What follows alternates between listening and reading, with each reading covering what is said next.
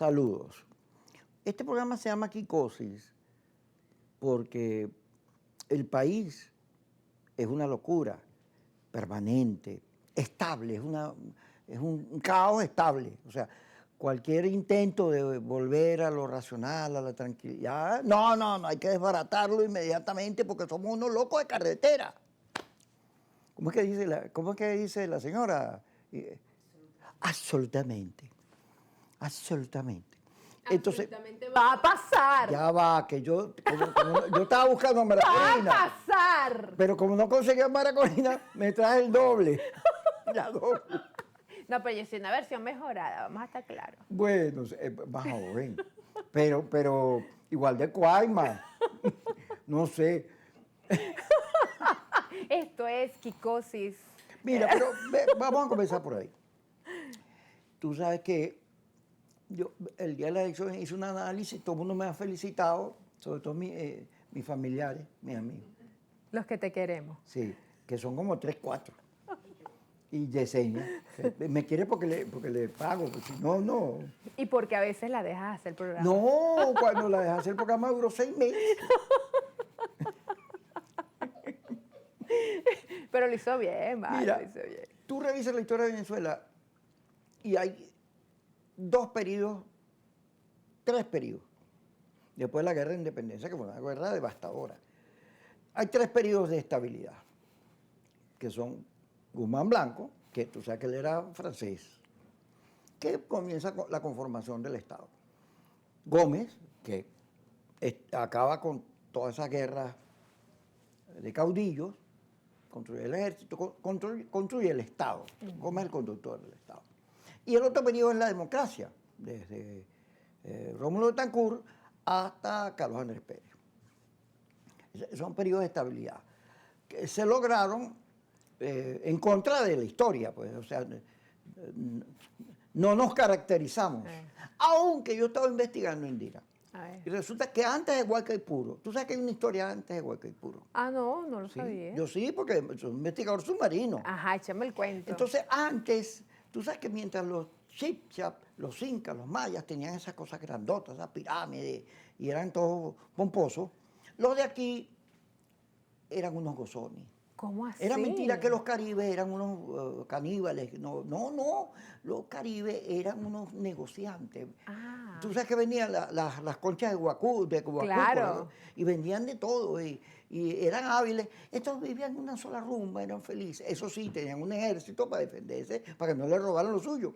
Y era un país que tenía particularidades, diversidad, la gente de los Andes, de Oriente, igualito que ahorita, pero Claro. antes eran unas tribus. Como era la entrada al continente y tenía una facilidad de comunicación, Venezuela era un país sabroso. Hasta que llegó esa plaga que llaman los españoles, que yo le digo plaga o sea... Por hacer la alegoría. Pero no son una plaga. Yo estoy muy orgulloso de tener esas raíces. Sí, además. sí, yo casi que soy gallego. Tú sabes que cuando echan chistes de gallego y de gocho. Sí. Sí. Tú eres gallego, ¿no? Ah, pero entonces fíjate, esta cosa... Pero antes de Guaycaipuro hubo estabilidad, porque estamos hablando del tema de la estabilidad. Bastante, hasta que llegan los españoles. Correcto. Que produce la colonia. O sea que hay que agregar Guaycaipuro a los 3 periodos de la... Antes. Acuérdate que Guaycaipuro es el que se alza. Pero antes, cuando no había españoles, esto era un paraíso.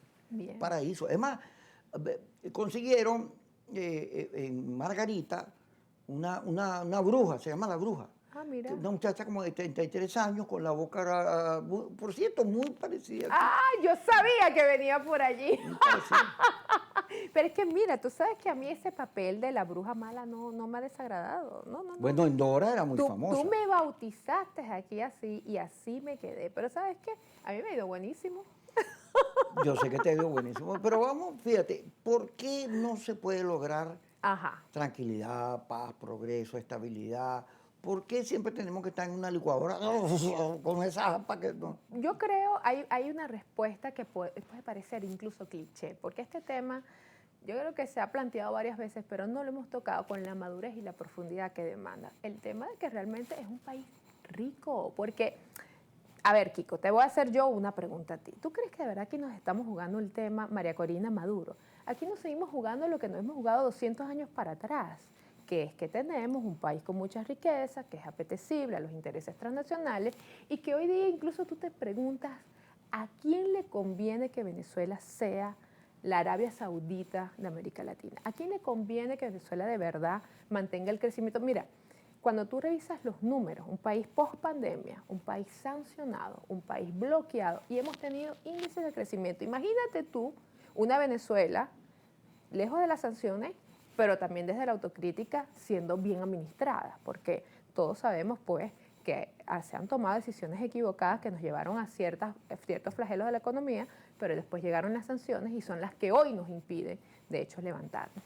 Entonces, yo creo que el problema del por qué no nos ponemos de acuerdo sigue siendo un problema de dinero, porque al final del día, cuando tú revisas, vamos a entrar un poquito en el conflicto interno de la oposición. ¿Te das cuenta por qué se fractura la oposición? Bueno, porque habían unos vivos, unos malandros, que recibían dinero de la USAID, que tenían todos los meses una asignación de la USAID, y ellos no querían compartir con los otros sectores. Entonces, ¿qué decidieron ellos? Bueno, vamos a dividir, vamos a fracturar. Entonces, los que no se quedan con nosotros son alacranes y nosotros somos la oposición legítima. Pero al final, cuando tú de verdad haces un análisis descarnado de qué hay ahí, te das cuenta que es dinero.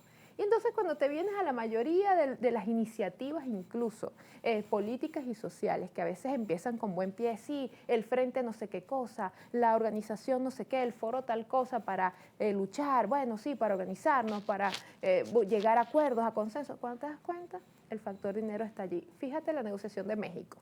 La negociación de México llega y acuerda la oposición y acuerda el gobierno, bueno, un fondo social, que además yo creo que sí hay que rescatarlo porque no es posible que la chequera de nuestros activos siga estando en nombre de una malandra que se llama Dinora Figuera, que además ella es el señuelo, porque detrás sabemos que está el gran malandro de Julio Borges, el gran malandro de Leopoldo López y la gran malandra de María Corina, que ahora también mete mano en esa chequera, que los últimos 300 millones de dólares que estaban en una cuenta del Banco Central de Venezuela en Citibank, se los espalillaron sin darle cuenta a nadie. Entonces cuando te das cuenta, parece que el tema dinero impide una reestructuración, una reorganización en los diferentes sectores del país, llámese oposición, llámese sectores empresariales, siempre hay como que el tema del interés priva en realmente pensar en el país y en la gente. Pero fíjate. ¿Fue muy naif esa respuesta? No. Mira, el camarada Chávez, se monta, ataca una cosa que era de anteojito, que era que la democracia estaba en crisis. Sí. Una crisis profunda porque el petróleo se había repartido de manera desigual. Pero además, todas las economías petroleras clásicas tienen una constante que suben, y como el precio sube y baja, son inestables. Aquí tenemos, tú revisas el precio petrolero, un tiempo estable, sí, Gómez, etcétera, pero a medida que el sector político se fue adueñando de la riqueza petrolera, pues sube y baja. Correcto. Además, un estudio de Adrubal Batista de cómo desde que aparece el petróleo hasta 1977 hay estabilidad. Hay aumento de la clase media, riqueza, educación, etcétera, hasta que se nacionaliza el petróleo, que la clase política agarra el dinero del petróleo y empieza, bueno, el millardito. Claro. Chávez y el millardito es un ejemplo de eso. Entonces, ¿qué ocurre? Que el discurso de Chávez del conflicto, de la confrontación, tenía sentido porque había mucho pobre. Claro. Y había necesidad de reivindicar lo que había dejado como vacío. Un partido de pobres, de pueblo, había terminado siendo un partido en sí mismo, una clase social, clase, digamos. Claro. Así. Entonces, bueno, Chávez reivindica eso, pero Chávez, montado en el conflicto, agrede a los que él culpa, a la Cuarta República y sobre todo a la clase media. A la clase media que era aspiracionista, que vivía bien, que era numerosa, Chávez la agrede. ¿Tú te acuerdas en La Carlota un día que lo estaban caceroleando y él la agarra y los insulta? Bueno, ¿qué ocurre? Que se muere Chávez, llega Maduro, y Maduro como pelea con Capriles y la cosa chiquitica, queda como debilitado y a partir de ahí se le lanzan los coyotes a comérselo. Pero él tampoco se deja. Y entonces el conflicto cambia de dimensión porque el que odia ahora es la oposición. Sí. El que asume más odio, pues se va, la inmigración, todo eso, todo odia con mucha profundidad. Y entonces ahí se nos fregamos porque quien vive y está acostumbrado a moverse en conflicto es el gobierno.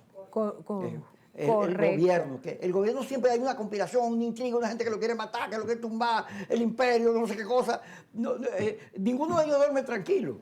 Pero vamos a hablar de eso cuando regresemos. Ya, ahí vamos.